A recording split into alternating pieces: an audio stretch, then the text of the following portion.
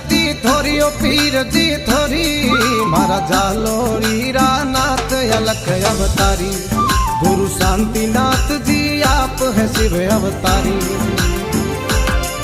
हे अलख समाज में जोत जागती थोरी ओ नाथ जी थोरी मारा जालोरी रा नाथ अलख अवतारी गुरु शांतिनाथ जी आप है शिव अवतारी। नाथ जी आप है शिव अवतारी।